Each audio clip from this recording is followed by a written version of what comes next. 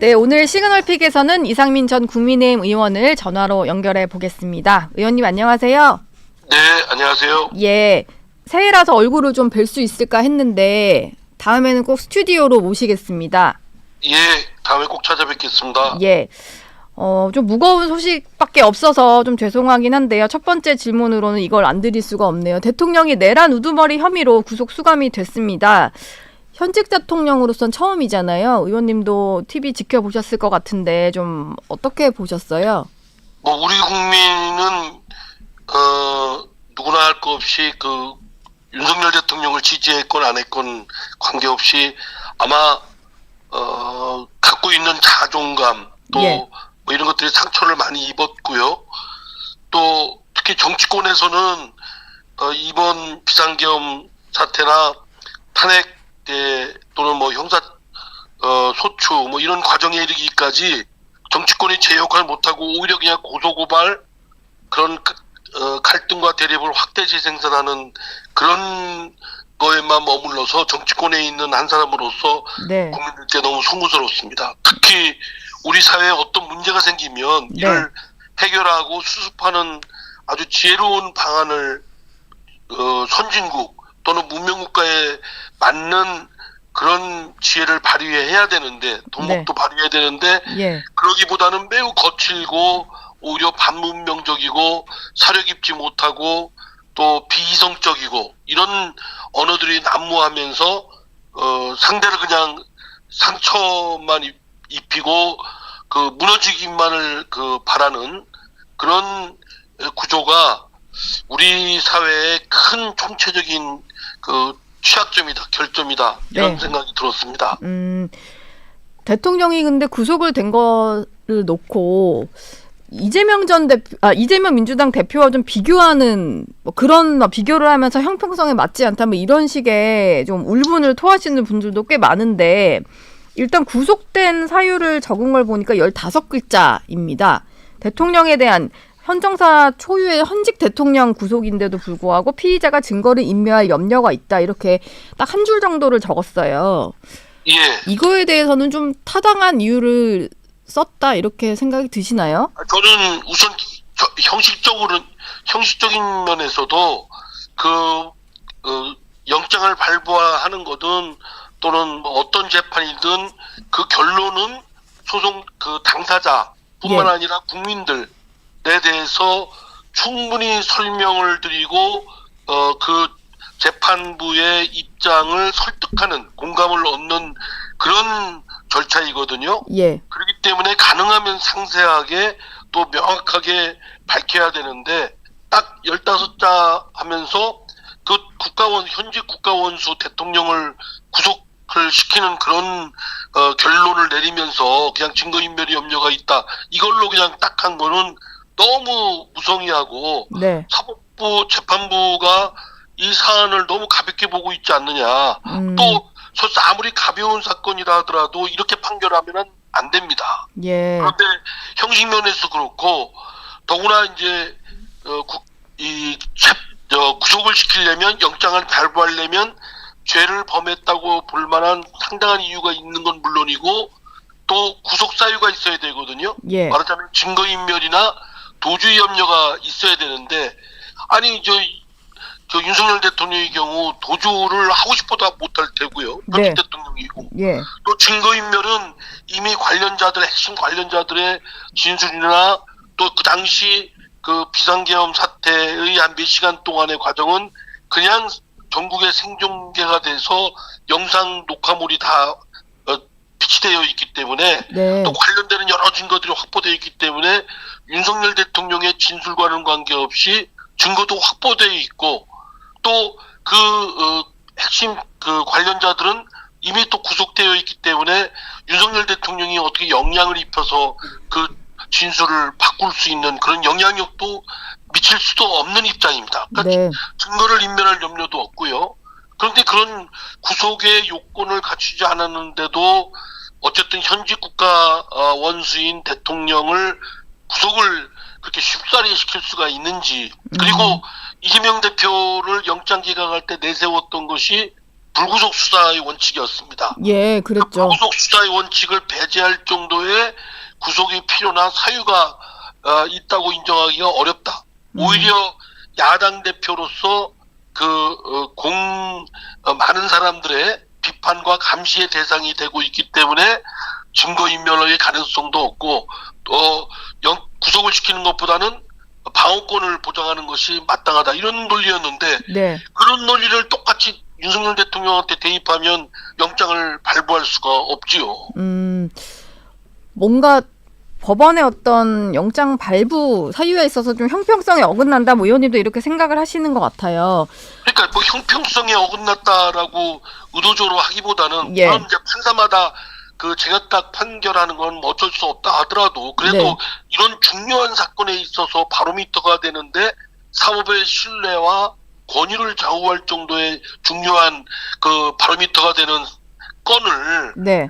판사가 다르다고 해서 뭐 이랬다 저랬다 고무줄 판결을 하면 그 사법의 신뢰가 생기겠습니까? 권위도 없어지고 네. 지금 가뜩이나 그 검찰뿐만 아니라 경찰 또 법원 같은 사법기관들에 대한 국민들의 그 불신과 불만이 팽배해 있고 예. 과연 그 존재가 유지될 수 있을까 싶을 정도의 걱정이 있는데 네. 사법부가 사실은 이런 부분에 대해서는 되돌아봐야 될 부분이 크다고 저는 생각됩니다. 의원님 보시기에는 대통령 변호인단이 그동안 체포영장 발부 이후에도 체포 적부심을 청구를 했었는데 이제 구속된 상태에서 할 수 있는 것도 구속 적부심이라는 게 있잖아요. 네네. 의원님이 보시기에는 이게 변호인단에서 구속 적부심 정도는 청구를 해야 된다 이렇게 보시나요? 보통 일반 그 피의자의 경우에는 구속적 부심은 웬만하면 안 합니다. 왜냐하면 해봤자 받아들여질 가능성이 많지가 않고 예. 또 기간만 괜히 연장되고 구속 기간만 아, 뭐 그렇기 때문에 예. 잘 안 되는데 네. 만약에 이제 피해자와 합의가 됐다든가 뭐 이런 사정 변경이 있으면 당초 영장이 발부될 때보다와는 사정이 변경된 것을 반영해서 구속을 취소할 수가 있죠. 예. 그래서 적부심을 통해서 시정되거나 또는 구제받을 수 있거나 또는 앞으로 구속할 필요가 없어서 그를 반영시키거나 뭐 이런 필요가 있는데 네.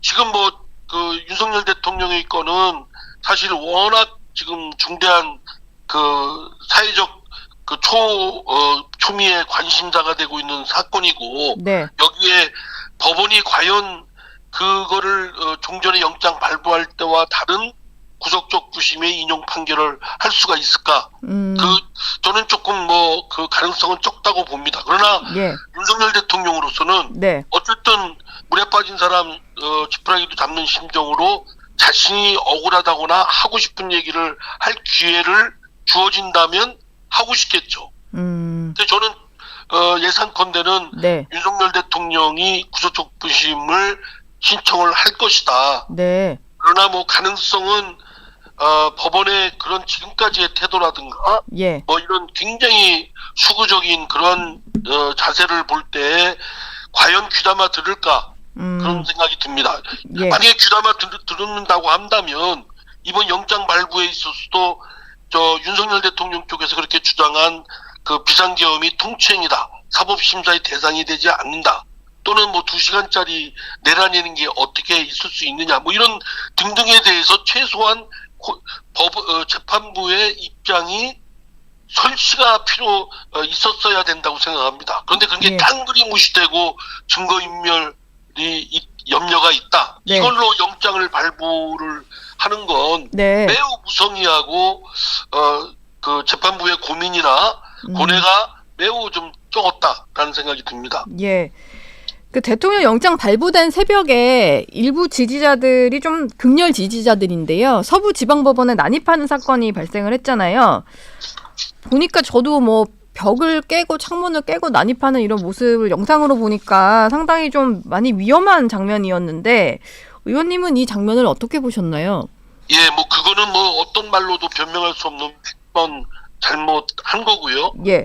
뭐 그거에 대해서는 응당 책임을 뭐 져야 되는 건 또 마땅합니다. 다만 뭐 그거는 뭐 잘못한 건 그 뭐 더 얘기할 필요도 없다고 생각되고요. 그러한 물리적이거나 폭력적인 방법으로 해결할 수도 없고 오히려 사태를 악화시킨다라는 점을 말씀을 드리고 싶고, 그래서 오히려 자중자애가 좀 필요하다 네. 이런 말씀을 드리고요. 다만 사법이 또는 기성 권위나 기성 제도가 사회 구성원들로부터, 특히 젊은이들로부터 많은 신뢰를 잃고 있고 권위도 인정받지 못하고 있다. 그런 거에 하나의 반영이라고 생각됩니다. 아까 말씀드린 대로 네. 윤석열 대통령에 대한 체포 구속영장 청구 과정이나 또는 공수처가 수사를 어거지로 편법을 이용해서 수사권을 발동한다든가, 또는 소위 판사 쇼핑이라고 할 정도로 중앙지법에다가 해야 되는데 왜 그렇게 부자연스럽게 서부지법에 그거를 또 청구를 해서 논란을 자아내는가, 뭐 이런 것 등등이 아마 영장을 윤석열 지지자들에 대해서 영장이 발부된 거에 대한 또 수용이나 승복감을 못 줬다고 생각됩니다. 그래서 그거에 대해서 항의하는 표출 방법은 매우 잘못된 건 틀림없지만, 그러나 그 밑바닥에 흐르는 그 뒷배경이 되고 있는 사법에 대한 불신이나 또는 권위를 잃고 있는 그 원인을 사법부가 제공하고 있다는 점도 되돌아봐야 될 부분이라고 생각합니다. 예. 무조건 난입한 사람만 탓할 게 아니라 사법부가 불신을 받고 있는 상황도 좀 돌아봐야 된다. 이런 말씀을 주셨습니다.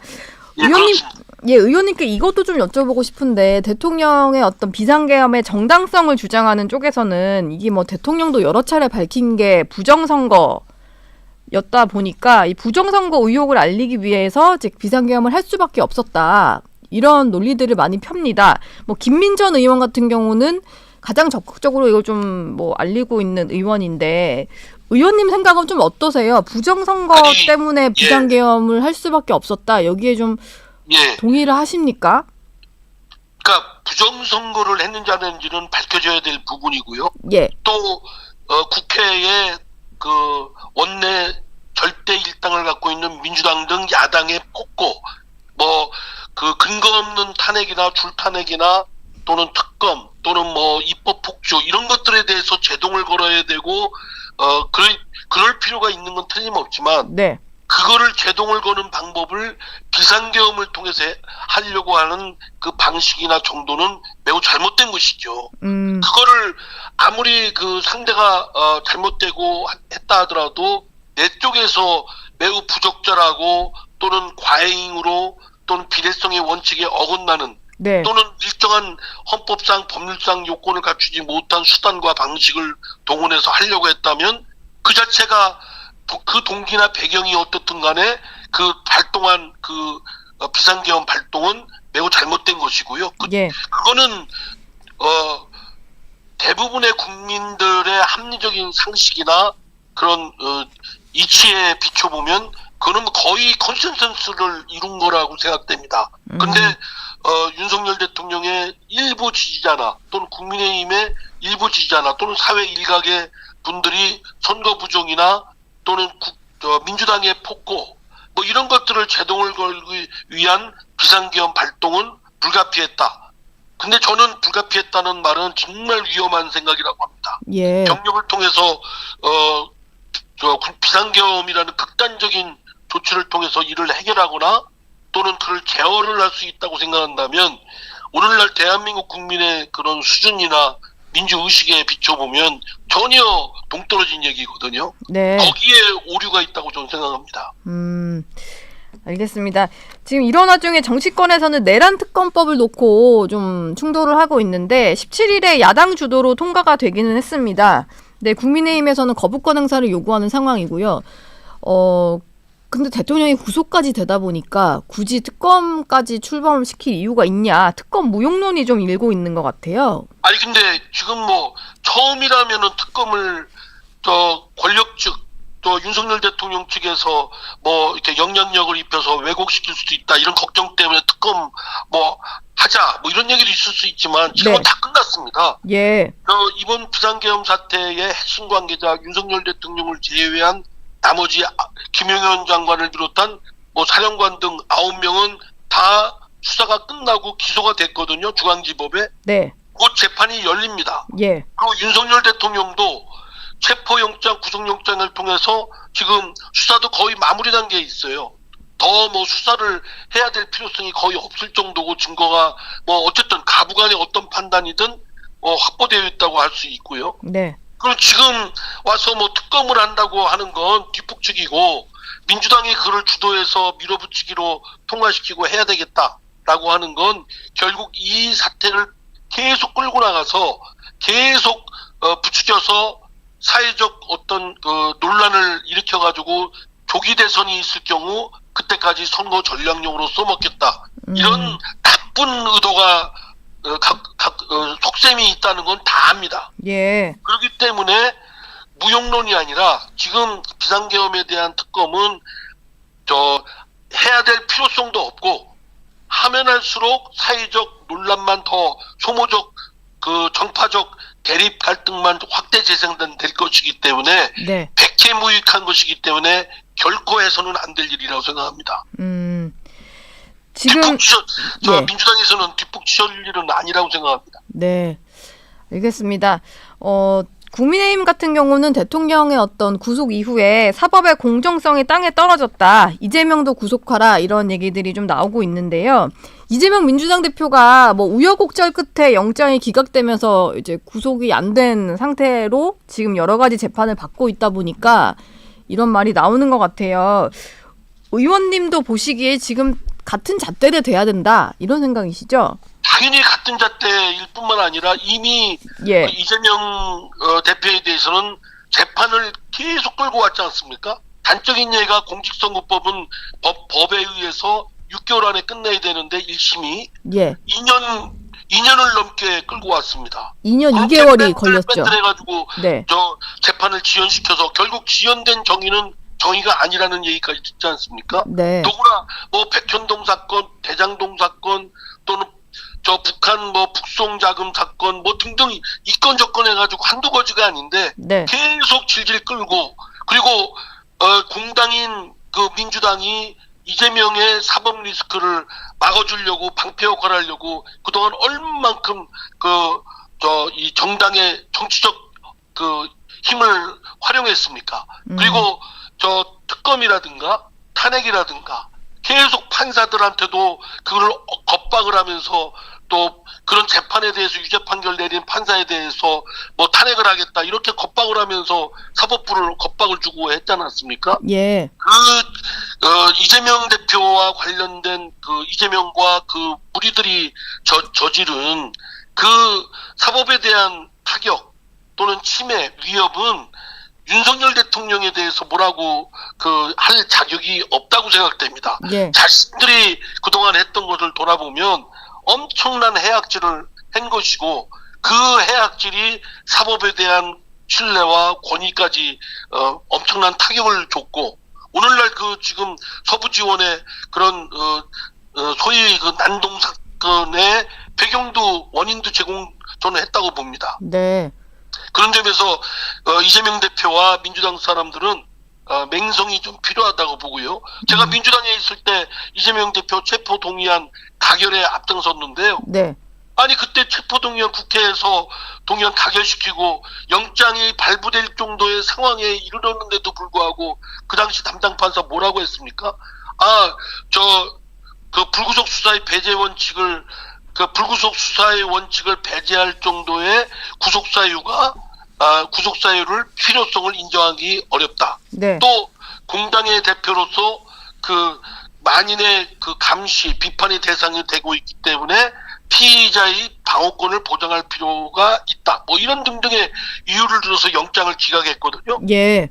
납득이 안 되죠. 너무나 형평이 안 맞고 네. 형평이 안 맞는 게 아니라 너무 부조리하고 불이한 것이죠. 예.